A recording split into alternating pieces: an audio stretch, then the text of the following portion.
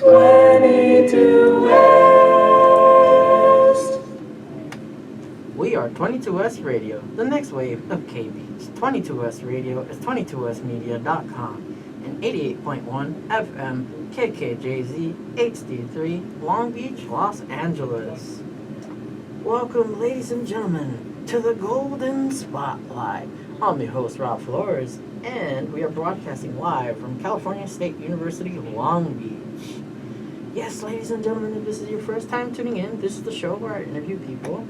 It's every week somebody different, and sometimes it's someone from a different profession. And I like to get their life story.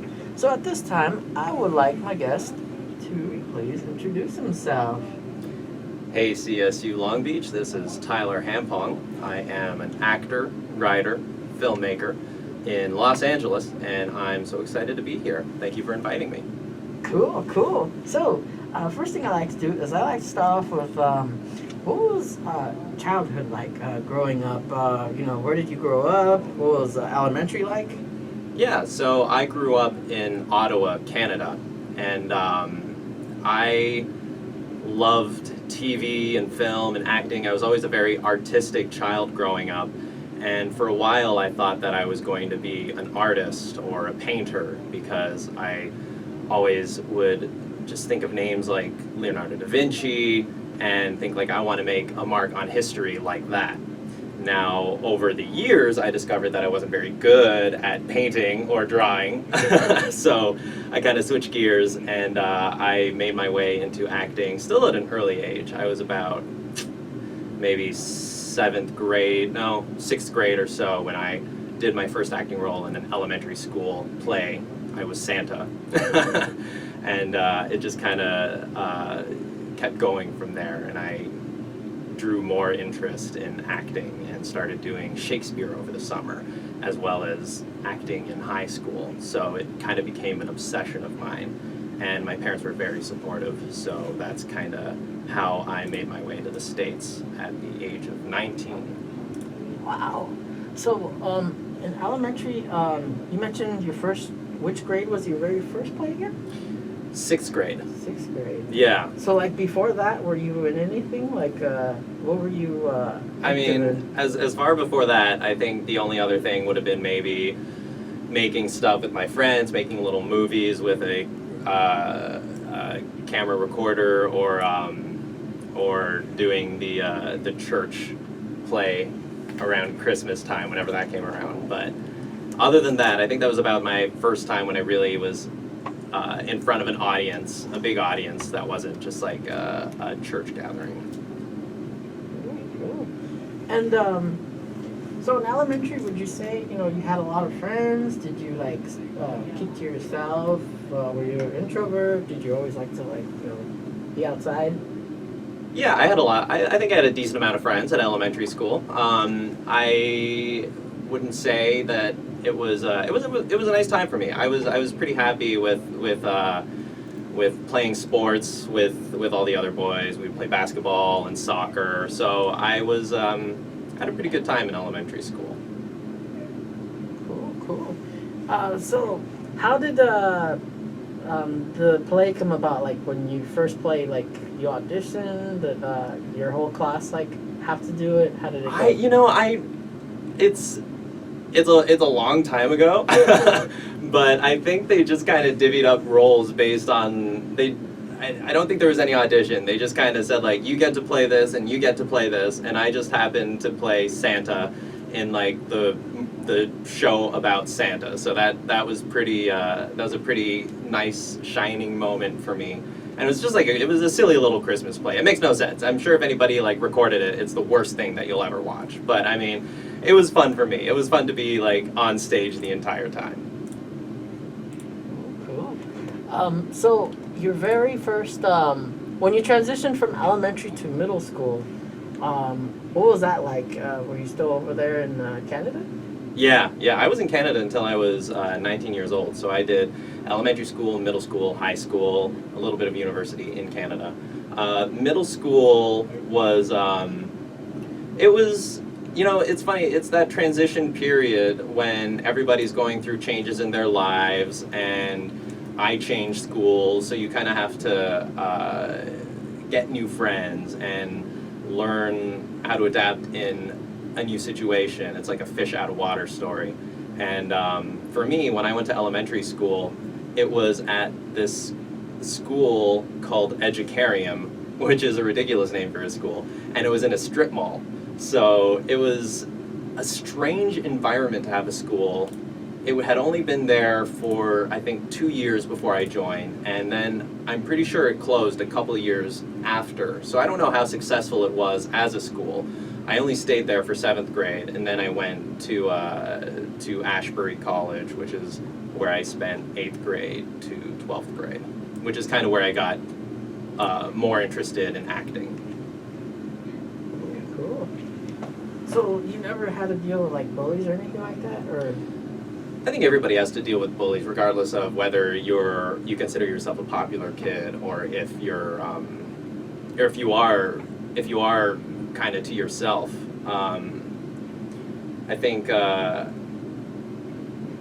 yeah, I mean, I think everybody has to deal with bullies at some point in their life, whether it's like even your social group of people that you consider your friends, and you look back and you're like, oh, that kind of felt like bullying. Kids don't necessarily differentiate right and wrong at a subconscious level at that point. There can be like a lot of manipulation, and they might not even realize that they're bullying their best friend with passive-aggressive remarks or whatever. So I think, I think everybody deals with a certain amount of bullying at that age, regardless of where they are socially. We'll be right back after this quick break. Did you know that 71% of students at Long Beach State receive financial aid? In 2016, Long Beach State awarded $12.3 million in scholarships. Not only that, each year more than 1,500 students are served by Disabled Student Services, leaving no barriers in their path to an education. At the beach, we know no barriers. It's a philosophy that applies to everything we do. Let's do 2 more. 1 in 5 students on CSU campuses experience food insecurity while in college, according to a study commissioned by CSU Chancellor Timothy White. The Associate Student Beach Pantry operates as an official food pantry for Long Beach State students. The pantry provides non-perishable food items for students in need. Also housed in the Beach Pantry is the Student Swap Shop program, aimed at providing students with an opportunity to swap unneeded or old school supplies. The Student Beach Pantry exists on the generous donations of students, staff, community, and corporate giving. To donate, visit asicsulb.org and search Beach Pantry.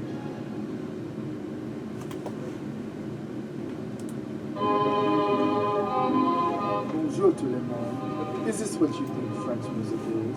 Just accordions and waltz? Well, you're wrong.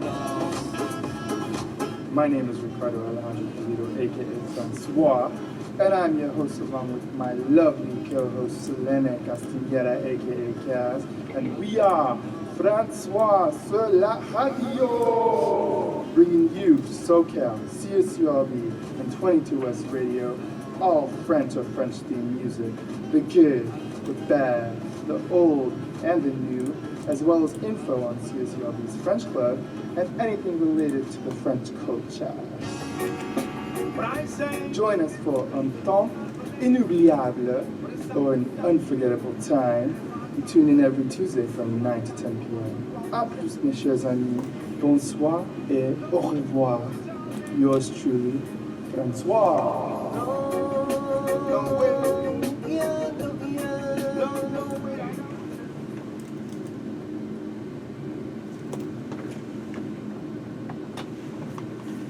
And welcome back, ladies and gentlemen, to the Golden Spotlight. I'm your host, Rob Flores, and we are here broadcasting live on 22S Radio at California State University, Long Beach. And I'm back with my guest. So, I was wondering, after middle school and stuff, and when you had your first role, how did that go? How did that come about? Well, after middle school, I guess my first role would have been in high school. I was in Romeo and Juliet, and I played Friar Lawrence. And it was an experience because we got to do a student exchange and travel to Germany and perform for a German high school, as well as our own high school. But we got to go and perform for a German high school, and that German high school did a German version of Romeo and Juliet and performed it in at our high school in Ottawa. So it was interesting to open up kind of artistically to see where other cultures stand with acting, how they approach acting, and it was also a bonding experience for everybody in my cast, and I really got to get that sense of community in art, and I feel like that's a through line throughout my entire career and my whole experience as an actor is finding that sense of community. Oh, cool. And so, what was that like? Also, like balancing your studies too. Oh, well, let's say I did well in everything kind of drama related. Like English, I was good. Actually, history, I was English, I was good. English, I performed well. History was a good subject for me, but math and science went by the wayside. I was never very, I never got high scores in math or science. It wasn't for a lack of trying and studying late at night with my sister or my dad, who are incredible at, their minds think differently than mine. So that was more my sister's and my dad's interest, but for me, math and science, I was never strong at. So it kind of narrowed down my choices, and I feel like storytelling stuck out as something that I was strong at. What was it like growing up with siblings? I have two sisters, and I'm the youngest. So growing up with two sisters, two older sisters nonetheless, it has shaped how I kind of, my viewpoint in life. I feel like, especially now with the whole Me Too movement and a lot of people putting focus on inequality of diversity in media, not only for women, but for minorities and just representation in general. I feel like having two older sisters growing up already put me in the mindset of equality and breaking the glass ceiling. Before it was really a hot topic. Like right now, in the last few years, it's really been something that everybody can acknowledge as a problem in media, or not just in America, but around the world. I feel like growing up with two older sisters gave me an early insight into that issue. And so, in high school, you know how in the movies and TV and stuff, like in the lunch area, you have like these groups, like you have the athletes in one, the nerds in the others and stuff. Where did you identify during lunch? I was in, I mean, I floated around, but I do admit to having lunch in the school theater many times. I would go backstage and my other theater friends would be backstage and I would have lunch with them. But I wasn't exclusive to just having lunch there. I would move around. I had like other friends as well outside of theater. We were kind of my group outside of theater was sometimes considered not necessarily the bad group, because like I went to a private school, so not like there were no like real bad eggs or anything, but the group that I did hang out with as far as my school went did get in trouble a lot. So being associated with them sometimes put a negative, I had a negative association by association. And most would say that like some debate that junior year or senior year is the most stressful. What was it like for you? You saying junior year or the senior year is the most stressful? Yeah, which one or which year in particular did you think was probably the most stressful for you? You know, I wouldn't necessarily agree with that for my story. I think maybe freshman year or even before that. Like I feel okay, so after middle school, which was mixed boy girl, I went into 8th grade, which was all boys. And then from 9 to 12, it was mixed again. But for 8th grade, it was all boys.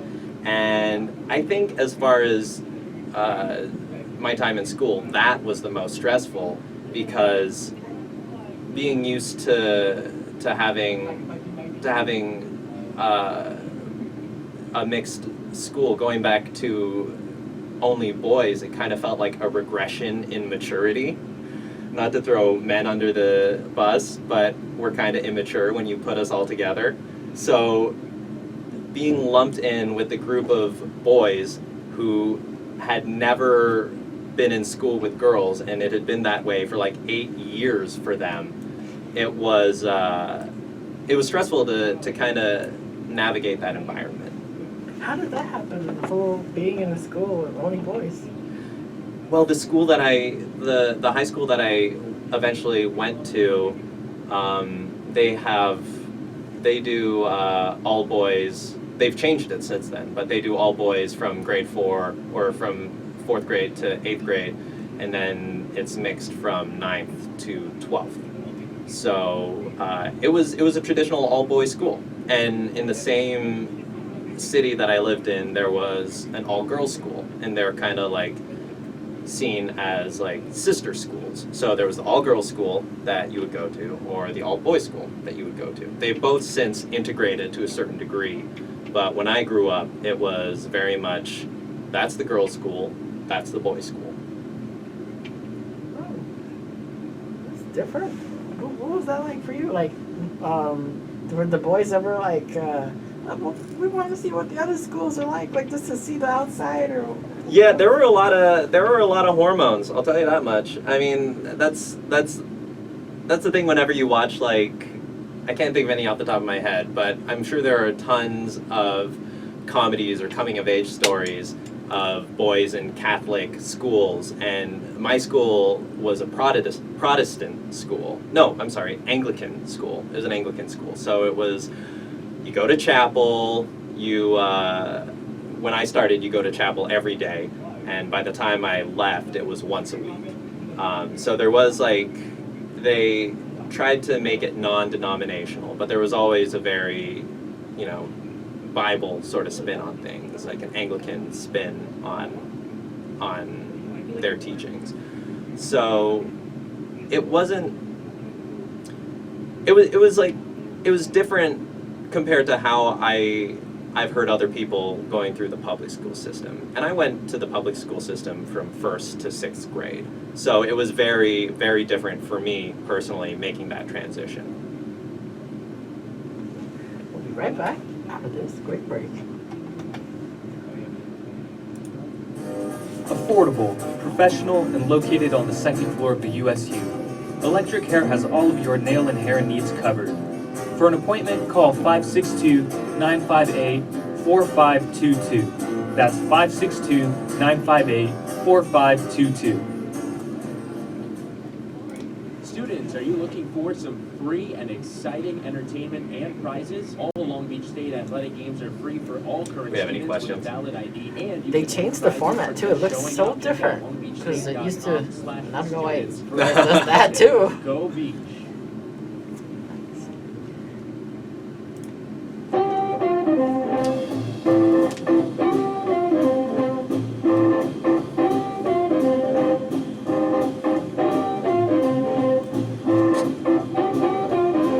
Trying to find the 22 West Radio, the box blue that I can type junkyard in. is here and we're painting the town blue. Okay, there it is. Join me, Robert Live every Thursday as I spin iconic recordings from the masters such as Miles Davis, Muddy Waters, Otis Redding, and Professor Longhair, as well as some of today's hottest successors like the Mighty Mojo Prophets, St. Pedro Slim, and Nick Moss. Plus, at 2, we open up the vault and search through the Sanford files and put the spotlight on the legacies of iconic albums and artists. It's a party that you're invited to every Thursday from 1 to 3, only on 22S Radio at 22smedia.com. One more.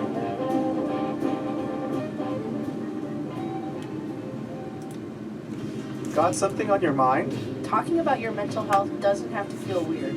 In fact, it's actually quite healthy. Join us every Wednesday at 10 a.m. on 22S Radio for Brains Are Sexy Radio, a talk show that explores topics of mental health in the lives of college students. At Brains Are Sexy Radio, we believe a healthy brain is a sexy brain. So don't keep it bottled up. Be a part of the discussion at Brains Are Sexy Radio.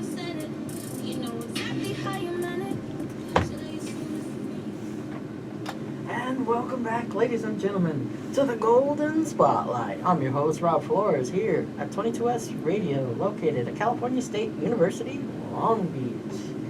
Now, I'm back here with my guest, and we're talking about, public school and being in a different type of school. And, what would you say are, like, the differences and stuff, and, like, how different is Canada from here? You don't really notice the differences growing up in Canada because we get American TV. We watch all American TV and American movies, so you don't really notice a difference. But there are minor differences that when you move to the States or when you go to the States, you eventually start picking up on, oh, we do that differently, or oh, there's just a different inflection. Like in Canadian school, I slipped up earlier, I said grade 8. Instead of 8th grade, which, here you'll say 8th grade. And in Canada, it's small things like that. Also, the accent, is different from region to region. And I've spent years kind of flattening my Canadian accent until it's more of like an American palate. So I would say originally, growing up in Canada, words like house instead of house, or sorry instead of sorry, or jaguar instead of jaguar, just words like that. And I feel like sometimes maybe I just said things weirdly. Maybe that's not a Canadian thing to say jaguar, but sorry was definitely a top one. And whenever you go back to Canada, you pick up on stuff like that. Everybody knows a boat. A boat is the one that pretty much everybody will brand as a Canadian word. So those are some of the differences. I mean, culturally, there's a big French-Canadian influence in Canada, and especially where I grew up, in Ottawa, which is the capital of Canada, so it's a bilingual city, and it's very close to the border of Quebec. So there is a big French influence in Canada, and I went to an all-French. I was in all French classes up until 3rd grade, and that was an option where you could go to a completely French school, or you could take all your classes in French. And I did that until 3rd grade. I wasn't great with French, so I transitioned over to English classes. But I always took French up until 10th grade or so. So it's definitely a part of your culture, a part of your life living in East Coast Canada, at least. West Coast Canada, it's a little further removed from French culture, but where I grew up, it was a very strong influence. So do you still speak? Oui, je parle un petit peu de français, mais ce n'est pas meilleur comme mon anglais. Mes sœurs est plus see, there we go, that's about I was about to say my sisters are stronger at it than I am, but yeah, it's just something you really have to keep up, because I was never good with foreign languages. English was my strongest. So in high school over there, do they also make you choose from different languages, or was it just French over there? No, I also took Spanish, but again, I'm not so good at the other languages. So you speak it a little, or? Yeah, I did it for 3 years. I took Spanish for 3 years, and it was not one of my strongest classes. You remember a little? Yeah, I can read it for sure and understand it. But are you trying to get me to speak a little Spanish? ¿Tú quieres que yo habla un poquito de español? Cool. Yeah, there we go. You want me to sing and dance too? Did you ever do a role in anything of like another language or? Oh, no. I'd love to though. I would love to get the opportunity to like I have a foundation of French and Spanish. So if that was ever necessary for a role, I could pull it out. I don't know if I would want to play a native French speaker or a native Spanish speaker because I feel like that's appropriation of a culture that doesn't belong to me. But if it calls for a role of a character who can speak French or who can speak Spanish, I feel like that's something that I would love to take on. Cool. So, senior year, what was it like? Did you do prom and all that stuff? Yeah, Canada has prom. We do have prom in Canada. Senior year was a really fun year for me. It was kind of where I had bulked up on all my credits early on in high school. So by senior year, I had a lot of spare time. I forget what you would call them, like open slots, open classes or whatever, where I had enough credits so I didn't have to take a huge workload. So on some days I would have the whole afternoon off, or so it was less stressful.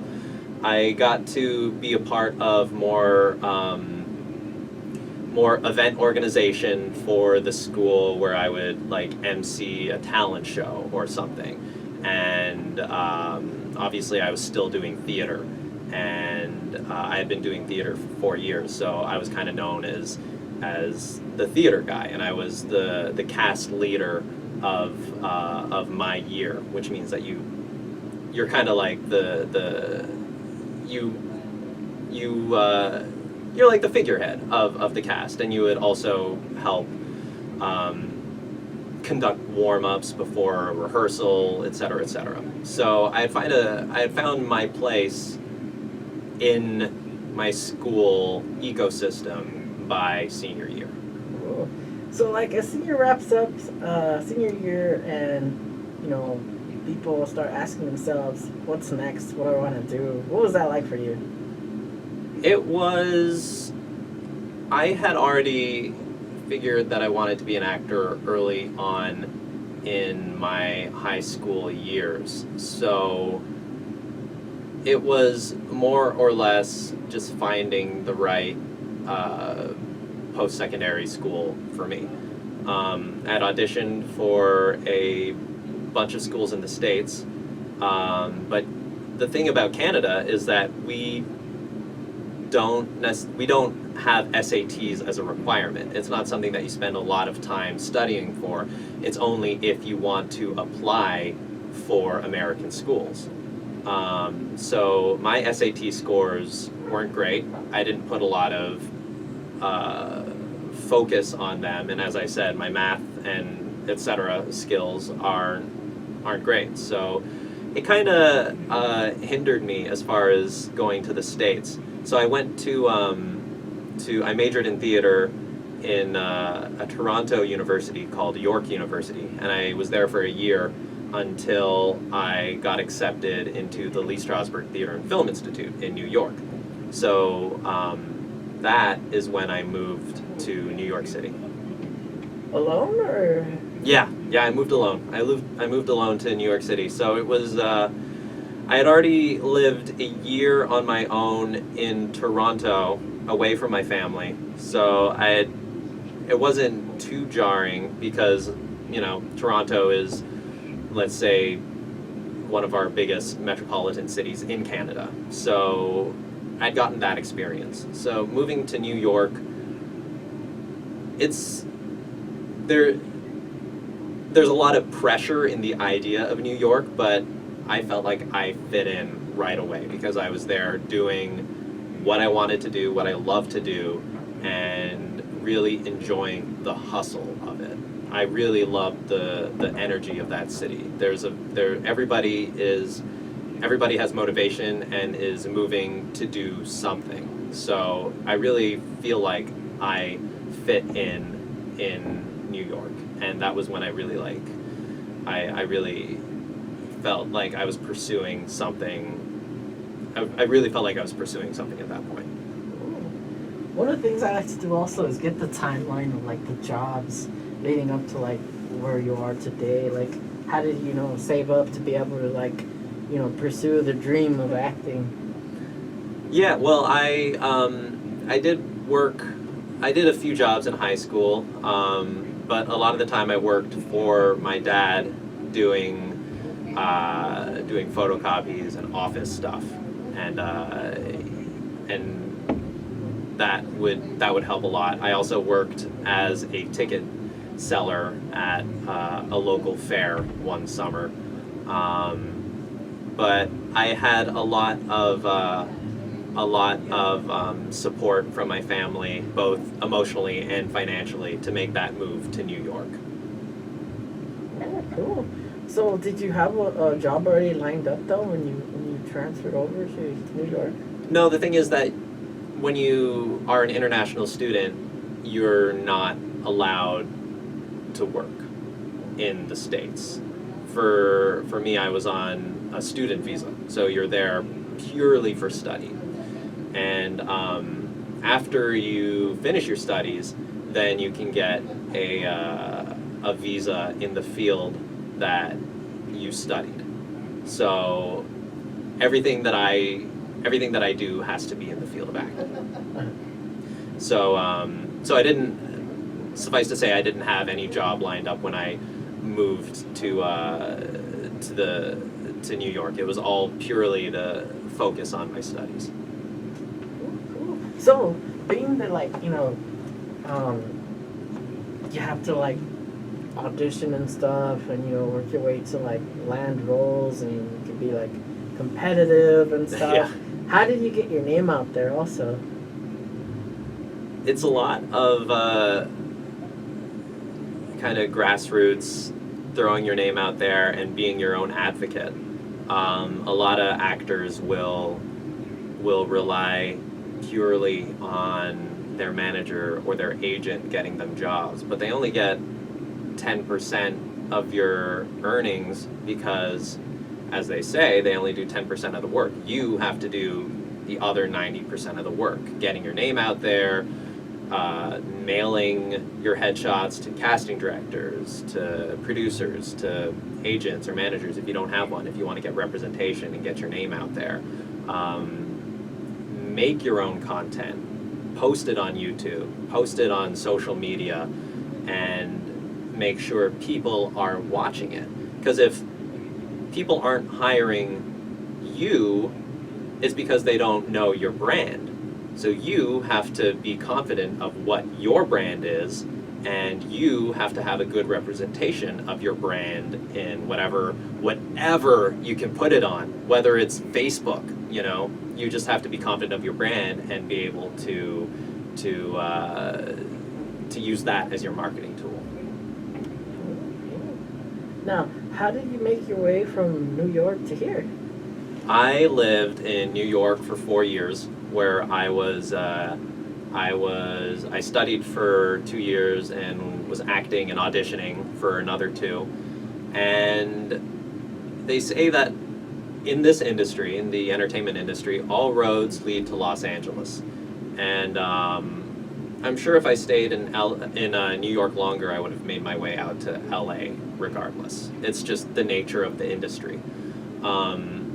I had a couple friends who were making their way out west, so I felt like it was an appropriate time for me to make that migration as well. So did you guys all like move in together or something, or how did it work?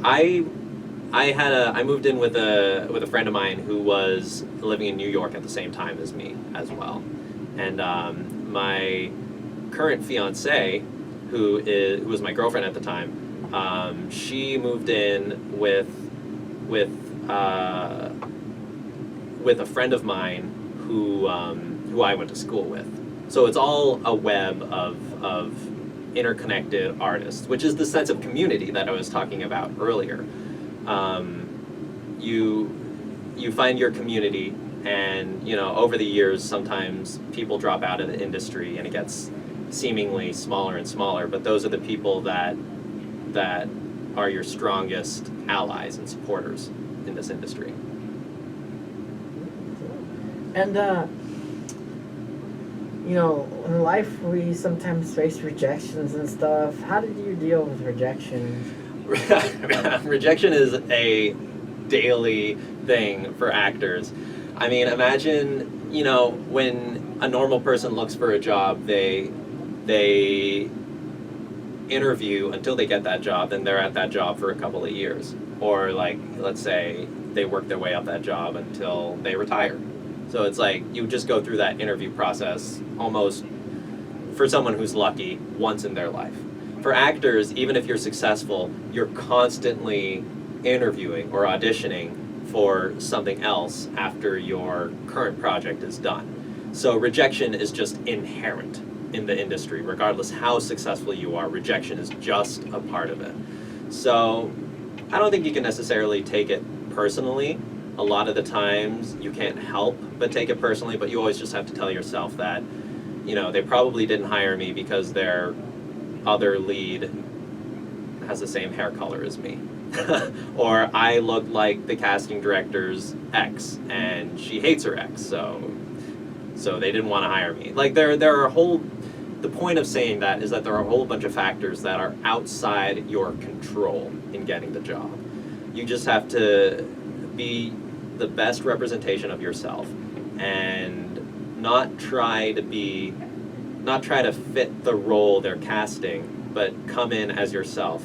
And if they see that and if they're impressed by that, they'll think, well, maybe he's not right for this role, but the next role that comes around that is like him will know exactly what his type is and that he can do this. So it's really just about laying the foundation for your career. So rejection, you can't look at it as rejection. You just have to look at it as missed opportunities. Well, let's talk about some of your work. I saw this one clip fun stuff. where, how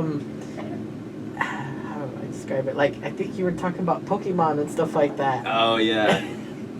Yeah, that was a fun one. That was like, I don't normally do too much sketch, but that was, I wrote that as an audition for an NBC Diversity Showcase. And they had originally, I've auditioned for them a couple times, and they normally would just have you do a scene that, they select for you, or you select from a couple of scenes. But that year they had asked for you to create a couple of sketch characters and submit them as an audition, and that was one of the sketch characters that I created. He was Brody, the Pokemon dude, or whatever I called him, but it was just like a minute-long sketch, and I had a lot of fun filming that. Cool. Well, tell us about your other work. Well, I have a production company called Kill the Big Productions, and over the past few years, I've made a couple of short films under that banner. My first one was Dreamer in Exile, which I did in 2011, and filmed that in New York. And that's available on Amazon Prime and YouTube and Vimeo. And after that, I continually did small projects through the Asian American Film Lab. Every year they have a 72-hour film shootout where you write, shoot, and edit a film in 72 hours. So I always attribute that competition to where I kind of learned filmmaking. It's a high-pressure situation, and you just have to, every year I learn something new. One year I learned how to operate sound, and I add that to my arsenal. The next year I learn about lighting, and I add that to my arsenal. So throughout the years, I've gotten more technically proficient in as far as filmmaking goes, and it has kind of helped me in where I am now with my longer form short films. In 2015, I produced and starred in Leap, which was written by my fiance, and she's in it as well. And we did the whole festival circuit with it, and she won breakout performance at the Los Angeles First Glance Film Festival, and we screened at a whole bunch of other film festivals, but it's also available on Amazon Prime right now. And yeah, that's generally what I'm doing now. If I'm not auditioning, I'm working on my next personal project that can help me get exposure. I noticed, obviously software, equipment can all be expensive and stuff. I think people use like crowdfunding and all that stuff. Tell us about the process to make projects. Yeah, it is expensive, and that's why I said over the years it has just taken like, oh, I need to invest in sound equipment this year, and then another year goes by and it's like, oh, I need to invest in lighting this year. It's not something that you develop overnight. For me, creating my production company and getting all the resources for my production company has been a slow climb since 2011 when I founded my production company. But now, with all my equipment, with my cameras and my lights and my sound and everything that I have access to, I can easily churn out these projects. One of my most recent short films is Club Rats, which I'm the executive producer on, and we used all my equipment to produce this short film. So it really helped with their costs because they had Kill the Pig Productions backing them. Cool. How'd you come up with the name? Kill the Pig Productions? Yeah. It's a reference to Lord of the Flies. And it's not because necessarily I have a close affiliation with the novel itself, but my theater company in high school would do an exercise before each show that was essentially recreating one of the most iconic scenes from the novel or from the movie, depending what you're taking inspiration from.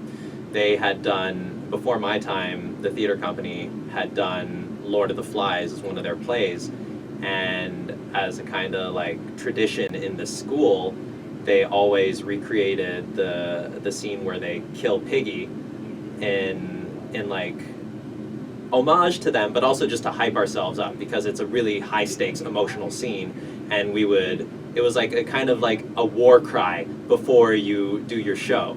It's like how the New Zealand All Blacks do the haka before they go into a rugby game. We would do this exercise where essentially the whole cast circles one person and says, "Kill the pig, slit its throat, spill its blood," and we just get louder and louder and more intense until we break and then go into the show.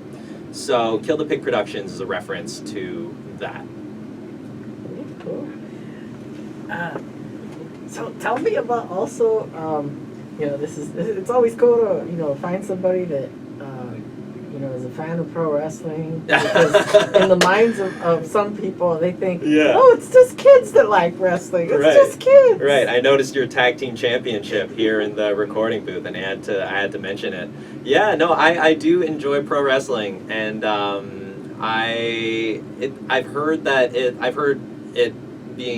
I've heard an analogy for many things. One, I've heard people say it's soap operas for men. I've heard another person say that it's redneck opera. But like, it's so entertaining, and I got into it later in life. I didn't grow up watching pro wrestling, where a lot of people are fans of it now because they grew up watching it. I discovered it when I moved to America. So I wasn't a kid anymore, but there was just something incredibly fascinating about it, and you get involved in these people's stories, and the character stories, and in the stories of the athletes behind the characters. And it's like improvisational stage combat. Really, if you're looking at it from an entertainment point of view, it's improvisational stage combat. And there's a lot of people's success has to do with their ability to improvise on the spot and their ability to read the crowd and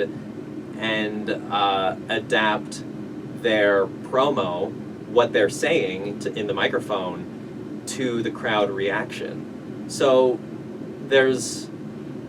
for people who are good at it, it takes a high skill level, which I don't think pro wrestlers get a lot of appreciation for from the mainstream. But when you're good at it, it takes a high skill level, and that's very admirable in my mind.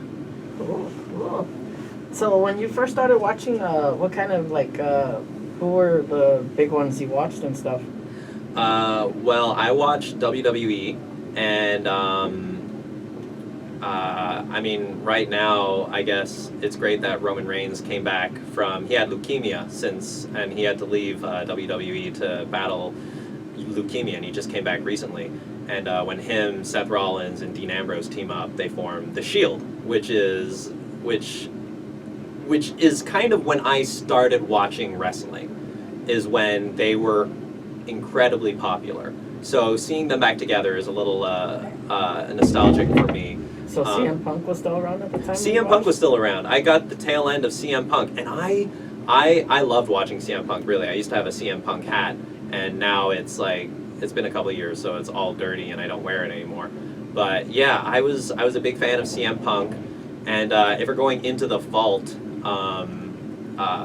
Stone Cold Steve Austin is another incredible story to see his success and where he started and how he turned his own personal struggle and his own personal frustration with the industry into his character that eventually became a hero for the working class, because he was not happy with where he was, and that frustration, I think, emulated the frustration that a lot of working class people had in the 90s. I think it's very interesting also that it's all about creating characters, but there's also copyright involved. Like, for example, Cody Rhodes can't use the Rhodes name and stuff, and people have invested so much time into their character, but then they can't use it at another promotion. I know, that's unfortunate. It's like John Morrison. Whenever you see him in any other circuit, he goes by a different John name. So it's Johnny Mundo when he's on Lucha Underground, or it's Johnny Wrestling when he's on Impact, I think. And I don't know how many names he goes by, but they're all Johnny something. I love him though; he's great. I was wondering, what tips do you have for somebody that out of the blue wanted to start acting, or even in general, actors? They probably studied something totally different, and you could come from different backgrounds and stuff. But how do you, for a rookie and stuff? Yeah, I don't think it's ever too late to get into acting. I know friends who studied it when they were kids and were kid stars and maintain it, or sometimes when they're kids, they then realize that it's not really for them and they move into a different profession. And on the other end of the spectrum, I know people who in their mid-20s, late 20s, decided that they wanted to pursue acting. So I don't think it's ever too late to pursue acting. I mean, look at Diamond Dallas Page. I think he started wrestling when he was 30-something. So it's never too late. And Tilda Swinton, I think, she started acting way late in her career. So, as far as tips for people who are looking to get into acting, I think you need to surround yourself with like-minded individuals and people who are in the industry who are supportive of your craft. And I think if you surround yourself with people who are at your level or a little bit above your level, it creates a sort of not like a competition or rivalry, but a sort of motivation. You see where everybody is kind of going with their career, and you want to kind of match that. What about like all these terms like unions and stuff? Well, if you're new, like how do you deal with that type of stuff? Non-union, union, and all that. Right. Yeah. I mean, when you start out, you're just going to be non-union. It is what it is. And that being said, there are a lot of acting opportunities for people who aren't union. I would say you find jobs on Actors Access, which is a breakdown service where you can submit yourself to roles, and they say whether they're union or non-union. Same with LA Casting and Backstage. Those are all breakdown services that list projects where they're looking for actors, and you can self-submit directly to the casting director. So you find your own opportunities, and as a non-union actor, if you are non-union, then you can try to submit for union projects, but I think you just have to cut your teeth in non-union projects, and then at some point you'll have enough credits where a union project will see that they can't hire anybody else but you, and they'll Taft-Hartley you, which means they'll give you a paper that says they couldn't find anybody else to do the job in the union, so they had to go with you, this non-union actor. And if you do enough of those, then you'll eventually be invited to join the union. So you just have to be around long enough, really, or fill a position in a union job that nobody in the union is available to do. Yeah, I was wondering what are the qualifications to like join all that stuff. Like I think there's like SAG-AFTRA and all these other names. Yeah. SAG-AFTRA is the big one as far as film and TV goes. Other than that, theater is equity. So equity is a whole other game too. You have to. I'm SAG, but I am not equity, so I don't exactly know the process. But you just have to. It's pretty much the same. You just have to cut your teeth in doing non-union stuff, and you'll get small stuff on union stuff every once in a while, and then that'll build up where you are then invited to join the union. How long did it take you to, like, how many projects and stuff until you got into SAG?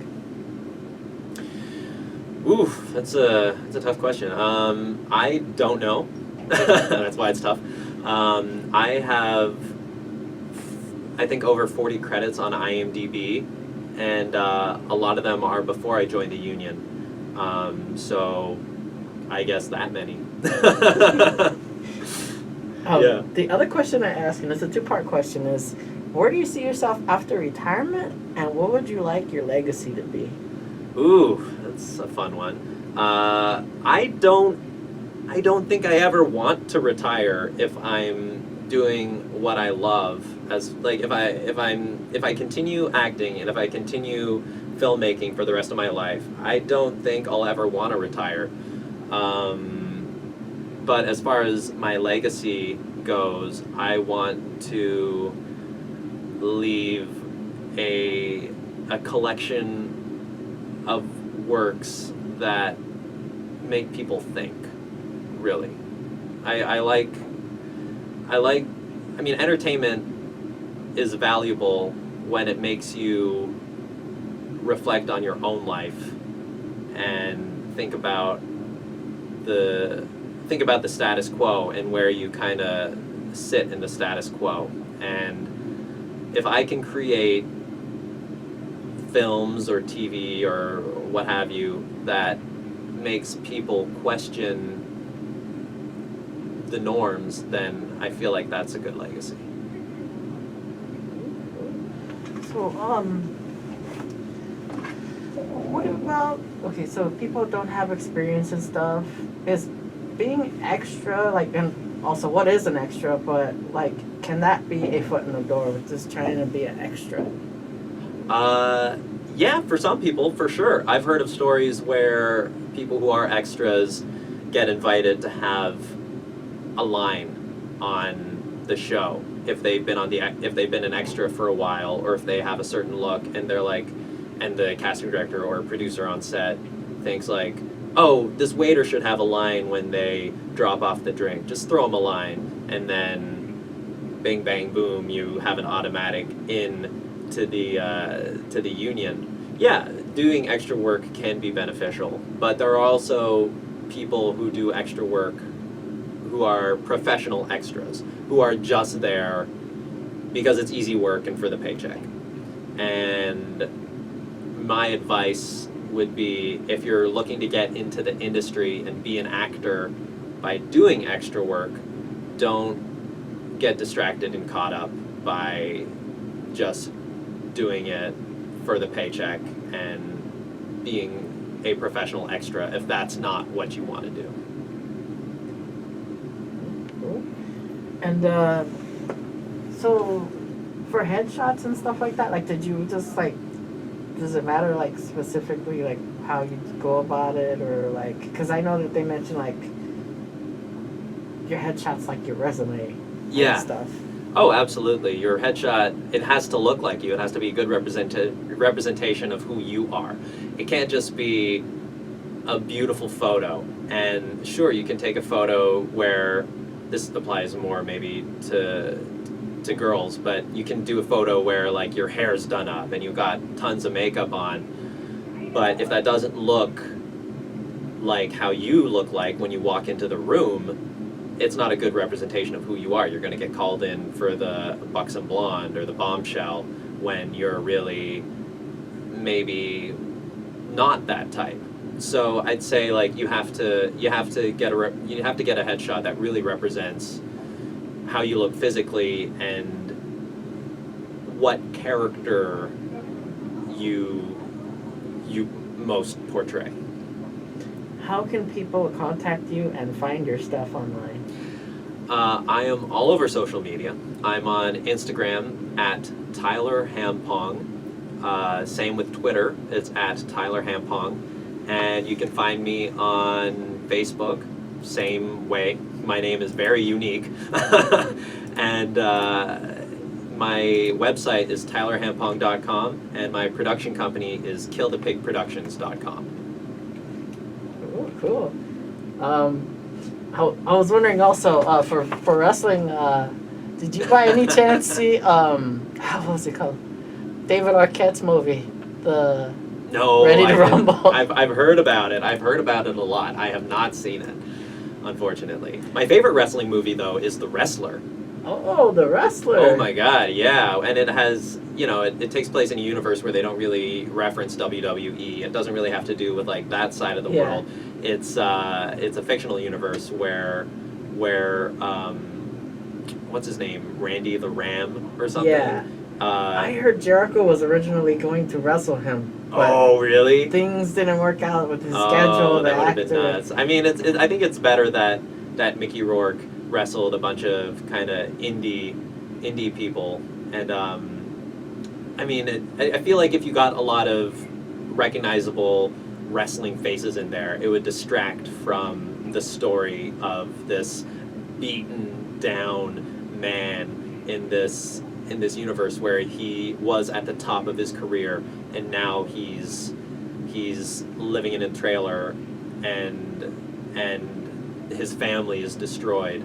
I feel like if there were too many recognizable faces, it would just be like fun cameos here and there. But the movie's not fun. It's supposed to make you feel bad for him, really. Well, I want to thank you for taking the time to be here on the show. Once again, plug your social media. Yeah, you can find me on Instagram and Twitter at Tyler Hampong. And my website is tylerhampong.com, and my production company is killthepigproductions.com. Thank you so much. Thank you.